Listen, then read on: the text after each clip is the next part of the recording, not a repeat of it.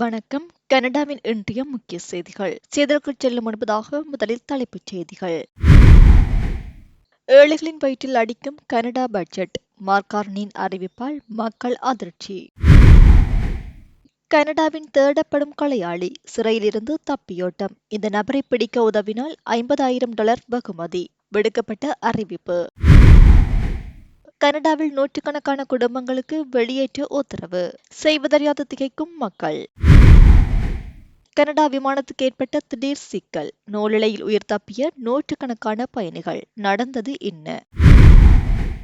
காரில் குழந்தைகளுடன் அதிவேகத்தில் பயணித்த பெண் அதிரடியாக கைது. இனி தொடர்பான விரிவான செய்திகள். கனடாவில் பிரதமர் மார்க் கார்னியின் தாராளவாத அரசாங்கம் அறிமுகப்படுத்தியுள்ள புதிய வரவு செலவு திட்டம் பெரும் சர்ச்சையை ஏற்படுத்தியுள்ளது. சிக்கனம் மற்றும் முதலீடு என்ற பெயரில் வந்துள்ள இந்த திட்டம் தொழிலாளர் வர்க்கத்தின் மீதான நேரடி தாக்குதல் என விமர்சகர்கள் கடுமையாக குற்றம் சாட்டுகின்றனர். இதில் முக்கிய அம்சங்களாக சமூக நலத்திட்டங்களில் வெட்டுக்கள், அதாவது 2026 தொடக்கம் 27வது நிதியாண்டிலிருந்து விருப்ப செலவினங்களில் ஆழமான வெட்டுக்கள் தொடங்கும் என்று எதிர்பார்க்கப்படுகிறது. இது சிவில் சேவை வேலைகள் முதல் பல்கலைக்கழக ஆராய்ச்சி வரை அனைத்தையும் பாதிக்கும். இரண்டாவதாக இராணுவ செலவினங்கள் அதிகரிப்பு. நேட்டோ இலக்குகளை எட்டுவதற்காக இராணுவ செலவினங்களை கணிசமாக அதிகரிக்க அரசாங்கம் உறுதியளித்துள்ளது. இந்த முதலீடு இராணுவமயமாக்கல் மூலம் பெரு நிறுவனங்களை பலப்படுத்துவதற்கான ஒரு வழியாகவே பார்க்கப்படுகிறது. மூன்றாவதாக தொழிலாளர் விரோத நிலைப்பாடு. ஏர் கனடா விமான பணிப்பெண்களின் வேலை நிறுத்தத்தில் அரசாங்கம் தலையிட்டது. அதன் தொழிலாளர் விரோத நிலைப்பாட்டின் ஆரம்பகால உதாரணமாக குறிப்பிடப்படுகிறது. நான்காவதாக வலதுசாரி சித்தாந்தங்களுடன் சீரமைப்பு. அதிதீவிர வலதுசாரி ஹெரிடேஜ் அறக்கட்டளையின் தலைவரை அமைச்சரவை கூட்டத்துக்கு அழைத்ததானது தாராளவாதிகள் வலதுசாரி சித்தாந்தங்களுடன் தங்களை இணைத்துக் கொள்வதற்கான சான்றாக காணப்படுகிறது. மொத்தத்தில் இந்த பட்ஜெட் சாதாரண மக்களின் வாழ்க்கை தரத்தை குறைத்து பெருநிறுவனங்களுக்கும் இராணுவமயமாக்கலுக்கும் ஆதரவாக இருப்பதாக கூறி தொழிலாளர் அமைப்புகள் இதற்கு எதிராக அணிதிரள வேண்டும் என்று கோரிக்கைகள் வலுத்து வருகின்றன. அதேபோல் கனடா சீனா வர்த்தக பதற்றம் தீவிரமடைந்துள்ள நிலையில் பாதிக்கப்பட்ட கனோலா விவசாயிகளுக்கு $370 மில்லியன் அதிகமான ஆதரவு திட்டத்தை கனடா பிரதமர் மார்க் கார்னி அறிவித்துள்ளார். சீனாவின் மின்சார வாகனங்கள் மீது கனடா 100% வரி விதித்ததுக்கு பதிலடியாக கனடாவின் கனோலா இறக்குமதி மீது சீனா 75.8% வரியை விதித்தது. இந்த வரி விதிப்பால் ஏற்பட்டுள்ள பாதிப்பை குறைக்கும் நோக்கிலேயே கனடா அரசு இந்த புதிய நிதி ஆதரவை அறிவித்துள்ளது. இருப்பினும் இந்த உதவி போதுமானதல்ல என்று கனடா கனோலா கவுன்சில் கூறியுள்ளது. இது ஏற்றுமதியாளர்கள் மற்றும் பதப்படுத்துவர்களின் உண்மையான பிரச்சனைகளை தீர்க்கவில்லை என்றும் தங்களுக்கு மானியங்கள் தேவையில்லை, இரு நாடுகளுக்கும் இடையிலான வர்த்தக பிரச்சினைக்கு நிரந்தர தீர்வே அவசியம் என்று அவர்கள் வலியுறுத்தியுள்ளனர். இந்த பிரச்சினை குறித்து பேச்சுவார்த்தை நடத்த கனடா அதிகாரிகள் சீனா சென்றுள்ள நிலையில் கனடா கனோலா மீதான தனது ஆன்டி டம்பிங் விசாரணையை சீனா மார்ச் 2026 வரை நீட்டித்துள்ளது. கனடாவின் மிகப்பெரிய கனோலா சந்தை சீனா என்பதால் இந்த வர்த்தக பதற்றம் விவசாயிகளிடையே பெரும் கவலையை ஏற்படுத்தியுள்ளது. கனடாவின் பியர் பகுதியில் காரில் 2 சிறு குழந்தைகள் இறந்த நிலையில் அதிவேகமாக காரை ஓட்டிச் சென்ற பெண்ணொருவர் மீது ஸ்டண்ட் டிரைவிங் குற்றச்சாட்டு பதிவு செய்யப்பட்டுள்ளது. ஞாயிற்றுக்கிழமையன்று ஈசா வீதியில் இந்த சம்பவம் இடம்பெற்றுள்ளது. மணிக்கு 60 கிலோமீட்டர் வேக வலயத்தில் அலிஸ்டனைச் சேர்ந்த 42 வயதான அந்த பெண் 107 கிலோமீட்டர் வேகத்தில் காரை செலுத்தியுள்ளார். வாகனத்தை நிறுத்திய போலீசார் உள்ளே குழந்தைகள் இருந்ததைக் கண்டு அதிர்ச்சியடைந்தனர். இதனையடுத்து அந்த பெண்ணின் சாரதி அனுமதி பத்திரம் 30 நாட்களுக்கும் அவரது கார் 14 நாட்களுக்கும் உடனடியாக பறிமுதல் செய்யப்பட்டது. அனைத்து சாரதிகளும் வேக கட்டுப்பாடுகளை கடைபிடித்து பாதுகாப்பாக பயணிக்க வேண்டும் என போலீசார் மீண்டும் வலியுறுத்தியுள்ளனர். ஒரிலியாவில் உள்ள நெடுஞ்சாலை 12இல் பல வாகனங்கள் ஒன்றுடன் ஒன்று மோதி பெரும் விபத்து நிகழ்ந்துள்ளது. இந்த விபத்தில் குறைந்தது ஒருவர் காயமடைந்துள்ளதாக முதற்கட்ட தகவல் தெரிவிக்கின்றன. எனினும் காயங்களின் தீவிரம் குறித்த மேலதிக விவரம் இன்னும் வெளியாகவில்லை. நினைவகம் அவென்யூ மற்றும் ஹார்டியூபிஸ் டிரைவ் பகுதிக்கிடையே இந்த விபத்து இடம்பெற்றுள்ளது. இதன் காரணமாக நெடுஞ்சாலை 12இன் மேற்கே செல்லும் பாதைகள் போக்குவரத்துக்காக முழுமையாக மூடப்பட்டுள்ளன. இதனால் அந்த பகுதியில் போக்குவரத்து கடுமையாக பாதிக்கப்பட்டுள்ளதும் குறிப்பிடத்தக்கது. கனடாவின் டொரண்டோவிலிருந்து செயின்ட் மார்ட்டின் நோக்கி சென்ற வெஸ்ட்ஜெட் விமானம் பிரின்ஸ் ஜூலியானா சர்வதேச விமான நிலையத்தில் கடினமாக தரையிறங்கியது. விமானம் தரையிறங்கிய உடனடியாக அவசரகால சேவைகள் விரைந்து செயல்பட்டன. விமானத்தின் மீது உடனடியாக நுரை பயன்படுத்தப்பட்டது. பயணிகள் அனைவரும் விமானத்தின் அவசரகால சரிவுகள் வழியாக பாதுகாப்பாக வெளியேற்றப்பட்டனர். இந்த சம்பவத்தில் பயணிகள் மற்றும் விமான பணியாளர்கள் யாருக்கும் எந்தவித காயங்களும் ஏற்படவில்லை என தெரிவிக்கப்பட்டுள்ளது. இந்த சம்பவத்தை தொடர்ந்து பிரின்சஸ் ஜூலியானா சர்வதேச விமான நிலையம் தற்காலிகமாக மூடப்பட்டது. உள்ளூர் அதிகாரிகளுடன் இணைந்து விசாரணை நடத்தி வருவதாகவும் மேலதிக தகவல் கிடைக்கும் போது வெளியிடப்படும் என்றும் வெஸ்ட்ஜெட் விமானம் நிறுவனம் தெரிவித்துள்ளது. அன்று மாலை டொரண்டோ திரும்பவிருந்த ஜான் ஸ்டேனடாக்கிஸ் என்ற பயணி தனது விமானம் ரத்து செய்யப்பட்டதாகவும் சம்பவம் குறித்து விமான நிறுவனம் தங்களுக்கு போதுமான தகவல்களை வழங்காமல் விமான நிலையத்திலிருந்து வெளியேற்றி வருவதாகவும் தெரிவித்திருந்ததும் குறிப்பிடத்தக்கது.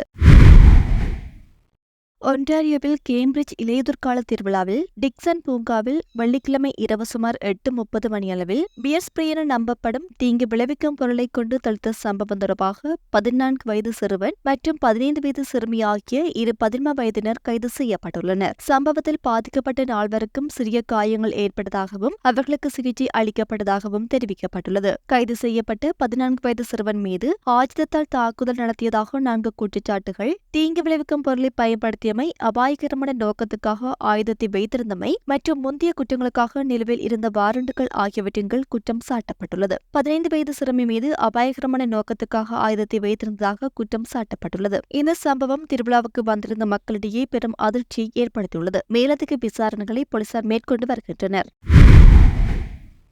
வின்சரில் டெகம்சா கிழக்கு சாலையில் சனிக்கிழமை இரவு 8:30 மணியளவில் பயங்கரமான வாகன விபத்தில் தீப்பெற்றிருந்த வாகனங்களிலிருந்து பொதுமக்களால் பாதிக்கப்பட்டவர்கள் மீட்கப்பட்டுள்ளனர். இந்த விபத்தில் ஒருவர் உயிருக்கு ஆபத்தான நிலையில் இருப்பதுடன் மேலும் 6 பேர் காயமடைந்துள்ளனர். மேற்கு நோக்கி சென்ற ஒரு பிக்கப் ட்ரக் மெக்டூகோல் ஸ்ட்ரீட் அருகே ஒரு செடான் ரக கார் மீது மோதியுள்ளது. பின்னர் கட்டுப்பாட்டை இழந்து எதிர்த்திசை போக்குவரத்தில் புகுந்து எதிரே வந்த ஒரு எஸ்யூவி மீது நேருக்கு நேர் மோதியது. இந்த மோதலில் பிக்கப் ட்ரக்கும் எஸ்யூவியும் தீப்பிடித்துக் இந்த விபத்தில் எஸ்யூவியின் ஓட்டுநர் உயிருக்கு ஆபத்தான காயங்களுடன் வைத்தியசாலையில் அனுமதிக்கப்பட்டுள்ளார். அதே வாகனத்தில் இருந்த மேலும் 4 பேர் பலத்த காயங்களுக்கு உள்ளாகியுள்ளனர். பிக்கப் ட்ரக்கின் ஓட்டுநரும் பலத்த காயமடைந்து மருத்துவமனையில் சிகிச்சை பெற்று வருகிறார். இந்த சம்பவம் தொடர்பாக 34 வயதான ஆஸ்டின் ஜேம்ஸ் ரிச்சர்ட் என்பவர் மீது ஆபத்தான முறையில் வாகனம் ஓட்டி உடல் ரீதியான பாதிப்பை ஏற்படுத்தியமை மற்றும் விபத்து நடந்த இடத்திலிருந்து தப்பிச் சென்றமை ஆகிய 2 குற்றச்சாட்டுகள் பதிவு செய்யப்பட்டுள்ளதாக போலீசார் தெரிவித்துள்ளனர். உடனடியாக பொதுமக்கள் சென்று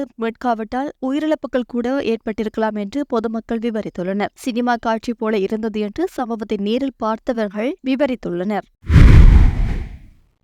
மத்திய பிரிட்டிஷ் கொலம்பியாவின் கரிபு பிராந்தியத்தில் ஏற்பட்டுள்ள 2 பெரிய காட்டுத்தீயை அணைக்கும் முயற்சியில் தீயணைப்பு வீரர்கள் இரவு நேரத்திலும் செயல்படக்கூடிய நைட் விஷன் ஹெலிகாப்டர்கள் உள்ளிட்ட நவீன உபகரணங்களை முழுமையாக பயன்படுத்தி வருகின்றனர். இந்த காட்டுத்தீயின் தீவிரம் காரணமாக கரிபு பிராந்திய நிர்வாகம் அனாஹிம் ஏரி, நிம்போ ஏரி, சார்லோட் ஏரி மற்றும் அதனை சுற்றியுள்ள பகுதிகளில் வசிக்கும் 800க்கும் மேற்பட்ட குடியிருப்புகளுக்கு வெளியேற்ற உத்தரவுகளையும் எச்சரிக்கைகளையும் விடுத்துள்ளது. குறிப்பாக டஸ்டி லேக் பகுதியில் ஏற்பட்டுள்ள காட்டுத்தீ சுமார் 53 சதுர கிலோமீட்டர் பரப்பளவுக்கு விரிவடைந்துள்ளது. தீயணைப்பு வீரர்களுக்கு இது மிக பெரும் சவாலாக அமைந்துள்ளது. பல வாரங்களாக நிலவி வரும் கடுமையான வெப்பம் மற்றும் வறண்ட வானிலை காரணமாக காடுகள் காய்ந்து சரியாகி இருப்பதே தீ வேகமாக பரவ முக்கிய காரணம் என அதிகாரிகள் தெரிவித்துள்ளனர். இந்த டஸ்டி லேக் காட்டுத்தீ அணைக்கும் பணியிலும் அருகிலுள்ள பீப் ட்ரெயில் கிரீக் பகுதியில் 100 சதுர கிலோமீட்டருக்கும் அதிகமான பரப்பளவில் எரியும் மற்றொரு பெரிய காட்டுத்தீயை கட்டுப்படுத்தும் முயற்சியிலும் 100க்கும் மேற்பட்ட தீயணைப்பு வீரர்கள் இரவு பகலாக ஈடுபட்டுள்ளனர். பிரிட்டிஷ் கொலம்பியா மாகாணம் முழுவதும் தற்போது சுமார் 150க்கும் மேற்பட்ட காட்டுத்தீக்கள் எரிந்து வருவதாகவும் அவற்றில் 53 காட்டுத்தீக்கள் இன்னும் கட்டுப்பாட்டுக்குள் கொண்டுவரப்படவில்லை எனவும் மாகாண அதிகாரிகள் கவலை தெரிவித்துள்ளனர். இதனால் 800க்கும் மேற்பட்ட வீடுகளுக்கு வெளியேற்ற உத்தரவுகள் மற்றும் எச்சரிக்கைகள் விடுக்கப்பட்டுள்ளன. கனடாவின் பிரிட்டிஷ் கொலம்பியாவில் உள்ள சிறைச்சாலையில் இருந்து 3 ஆண்டுகளுக்கு முன்பு தப்பிச் சென்ற ஒரு கொலை குற்றவாளி தொடர்பான தேடுதல் வேட்டை குறித்து முக்கிய தகவலை ராயல் கனேடியன் மவுண்டட் போலீஸ் திங்கட்கிழமை வெளியிடவுள்ளதாக அறிவித்துள்ளது. ரபீக் ராஃபி அல்ஹலில் என்பவர் 2022ஆம் ஆண்டு ஜூலை மாதம் நோர்த் பிரேசர் ப்ரீ ட்ரையல் சிறைச்சாலையில் இருந்து தப்பிச் சென்றுள்ளார். ஒப்பந்தக்காரர்கள் போல நடித்து அல்லது உண்மையான ஒப்பந்ததாரர்களாக இருந்த இருவரின் உதவியுடன் இவர் தப்பிச் சென்றதாக கூறப்படுகிறது. தப்பிச் சென்ற பிறகு கனடாவின் மிகவும் தேடப்படும் 25 குற்றவாளிகள் அடங்கிய BOLO திட்டத்தின் பட்டியலில் அல்ஹலில் முதலிடத்தில் இருந்தார். தற்போது அவர் இந்த பட்டியலில் 3வது இடத்தில் இருக்கின்றார். அவரை கைது செய்வதற்கு வழிவகுக்கும் எந்தவொரு தகவலுக்கும் $50,000 வரை வெகுமதி வழங்கப்படும் என அறிவிக்கப்பட்டுள்ளது. இவர் தப்பிச் செல்வதற்கு முன்பே டொரண்டோவில் நடந்த கொலை வழக்கு ஒன்றில் ஆயுள் தண்டனை பெற்றவர். மேலும் தலைமறைவாக இருந்த காலகட்டத்திலேயே மற்றொரு கொலை வழக்கில் இவர் குற்றவாளி என தீர்ப்பளிக்கப்பட்டதும் குறிப்பிடத்தக்கது. இந்த தேடுதல் வேட்டை குறித்த மேலதிக தகவல்கள் இன்று மாலைக்குள் வெளியாகும் என எதிர்பார்க்கப்படுகிறது. ஒன்டாரியோவில் வசிக்கும் குறைந்த மற்றும் நடுத்தர வருமானம் பெறும் குடும்பங்களுக்கு உதவும் வகையில் ஒன்டாரியோ ட்ரில்லியன் பெனிஃபிட் திட்டம் செயல்படுத்தப்பட்டு வருகிறது. இந்த திட்டத்தின் கீழ் எரிசக்தி, சொத்து வரி மற்றும் விற்பனை வரி செலவினங்களை ஈடு செய்யும் வகையில் மாதாந்திர கொடுப்பனவுகள் வழங்கப்படுகின்றன. அதன்படி 2025ஆம் ஆண்டு செப்டம்பர் மாதத்துக்கான ஒன்டாரியோ ட்ரில்லியன் பெனிஃபிட் கொடுப்பனவு செப்டம்பர் 10ஆம் தேதி வழங்கப்படும் என அறிவிக்கப்பட்டுள்ளது. இந்த உதவித்தொகையை பெறுவதற்கு நீங்கள் ஒன்டாரியோவில் வசிப்பவராகவும் குறைந்தபட்சம் 18 வயது நிரம்பியவராகவும் இருக்க வேண்டும். அத்துடன் திருமணமானவராகவோ பொதுவான சட்ட உறவில் இருப்பவராகவோ அல்லது பிள்ளையுடன் வசிக்கும் பெற்றோராகவோ இருத்தல் அவசியம். இந்த உதவித்தொகைக்கு தகுதி பெற ஒவ்வொரு வருடமும் உங்கள் தனிநபர் வருமான வரி மற்றும் நலன்புரி அறிக்கையை தாக்கல் செய்ய வேண்டும். அத்துடன் உங்கள் வரி அறிக்கை தொகுப்பில் உள்ள ஒன்பென் விண்ணப்ப படிவத்தை பூர்த்தி செய்து சமர்ப்பிக்க வேண்டும். டொரண்டோ நார்த் யோர்க்கில் போலீசாரால் டேசர் செய்யப்பட்ட நபர் ஒருவர் உயிரிழந்த சம்பவம் குறித்து ஒன்டாரியோவின் சிறப்பு புலனாய்வு பிரிவு விசாரணையை தொடங்கியுள்ளது. ஞாயிற்றுக்கிழமை மாலை கீழ்த்தெரு மற்றும் பிஞ்ச் அவென்யூ அருகே உள்ள கில்மாஸ் டிரைவில் உள்ள ஒரு வீட்டில் தொந்தரவு குறித்த அவசர அழைப்பின் பேரில் போலீசார் சென்றுள்ளனர். அங்கு கத்தியுடன் இருந்ததாக கூறப்படும் நபருடன் போலீசாருக்கு வாக்குவாதம் ஏற்பட்டுள்ளதாம். இதனைத் தொடர்ந்து போலீசார் டேசர் கருவியை பயன்படுத்தியுள்ளனர். சிறிது நேரத்தில் அந்த நபர் மருத்துவ அவசர நிலைக்கு உள்ளாகி சம்பவ இடத்திலேயே உயிரிழந்ததாக அறிவிக்கப்பட்டது. அந்த நபர் மீது ஒரு கடத்தப்பட்ட ஆற்றல் ஆயுதமும் வெளியேற்றப்பட்டது. போலீசார் சம்பந்தப்பட்ட மரணம் என்பதால் இந்த சம்பவம் குறித்து விசாரிக்க 4 புலனாய்வாளர்கள் மற்றும் 2 தடயவியல் நிபுணர்கள் அடங்கிய குழுவை SIU நியமித்துள்ளது. இந்த விசாரணை தொடர்பான வீடியோ அல்லது புகைப்படங்கள் உட்பட தகவல் தெரிந்தவர்கள் 1-807-787-8529 என்ற எண்ணில் முன்னணி புலனாய்வாளர்களை தொடர்பு கொள்ளுமாறு அல்லது ஆன்லைனில் தெரிவிக்குமாறு கேட்டுக் கொள்ளப்படுகிறார்கள்.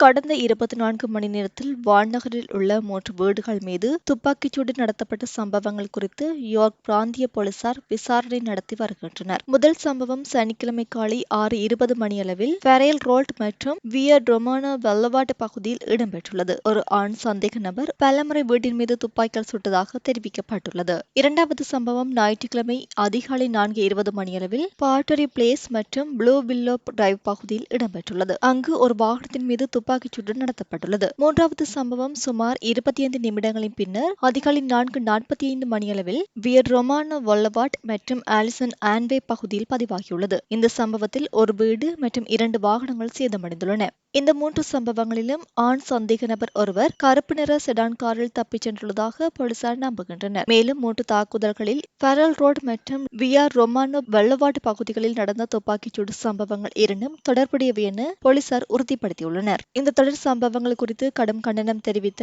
வன்மேயர் ஸ்டீவன் டெல் டூஹா குற்றவாளிகளை கட்டுப்படுத்த கடுமையான ஜாமீன் சட்டங்கள் அவசியம் என மத்திய அரசை வலியுறுத்தியுள்ளார். போலீசார் மேலதிக விசாரணைகளை மேற்கொண்டு வருவதுடன் இந்த சம்பவம் குறித்த தகவல் தெரிந்தவர்கள் தம்மை தொடர்பு கொள்ளுமாறும் பொதுமக்களை கேட்டுக் கொண்டுள்ளனர். மேலும் தொடர்ந்து செய்திகளை பெற்றுக் கொள்வதற்கு நம்முடைய தமிழ் கனேடியன் சேனலை சப்ஸ்கிரைப் பண்ணி இணைந்திருங்கள். அது மட்டுமல்லாது வாட்ஸ்அப் மூலம் செய்திகளை பெற்றுக் கொள்வதற்கு வாட்ஸ்அப் குழுவில் இணைந்து கொள்ளுங்கள். வாட்ஸ்அப் குழுவில் இணைவதற்கான லிங்க் கீழே உள்ள டிஸ்கிரிப்ஷன் மற்றும் கமெண்ட் செக்ஷனில் இருக்கின்றது.